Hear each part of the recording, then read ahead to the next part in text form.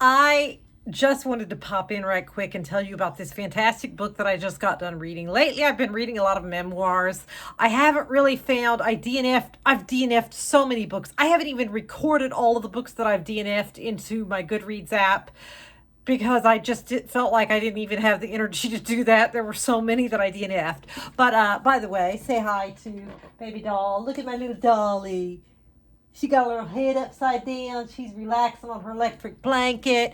Okay, so this book, however, I gave 5 stars. Paula Hawkins is the one who wrote The Girl on the Train. Well, I did like the book The Girl on the Train, but I think I only gave it like 3 or 4 stars. This one I think was much better. It was very twisty. And that's why I gave it such a high rating. I definitely did not guess the correct perpetrator.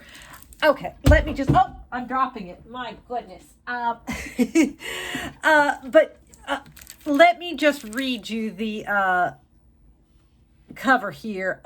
When a young man is found gruesomely unalived on a London houseboat, it triggers questions about 3 women who knew him. I love these type of stories where you've got, multiple suspects and you're trying to figure out which one did it. Laura is the troubled one-night stand last seen in the victim's home. Carla is his grief-stricken aunt, already mourning the recent death of yet another family member. And Miriam is the nosy neighbor, clearly keeping secrets from the police. 3 women with separate connections to the victim. 3 women who are, for different reasons, simmering with resentment. Who are, whether they know it or not, burning to right the wrongs done to them. When it comes to revenge, even good people might be capable of terrible deeds. How far might any one of them go to find peace? How long can secrets smolder before they explode into flame? Look what you started. So, yes, it's fantastic. I loved it. It had a lot of good twists in it. I liked how the stories of these 3 women kind of became entwined together.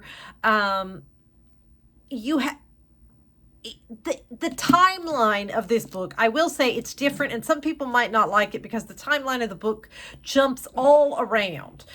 There's an author in the book, which I always love when there's a book with an author, and they talk about how this author tends to write this way, where the timeline in the book jumps all around, and the one of the ladies in the book says she doesn't like that style of book.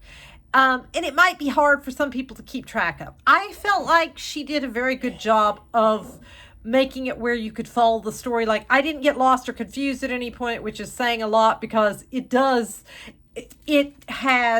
takes you back and forth between past and present for all 3 of these characters. So that's a lot of moving around, a lot of moving parts. And then you're constantly reading snippets of the book that this author wrote. And this author stole his story from the woman who actually lived this story of escaping from a serial unaliver. So, which that's not a spoiler to tell you that. I mean, you find that out very quickly in the book.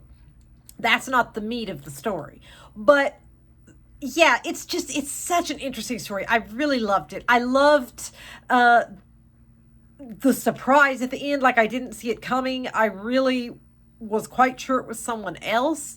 So yeah, I highly recommend this one. If you haven't read it, I would say read it. If you liked The Girl on the Train, definitely read it, because I think it's even better than that one was.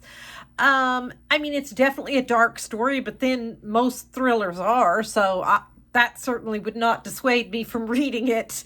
But anyway, yeah, tell me if you've read this book, and if you're interested. If you haven't read it, I would suggest you check it out, and I'll talk to you next time. Bye.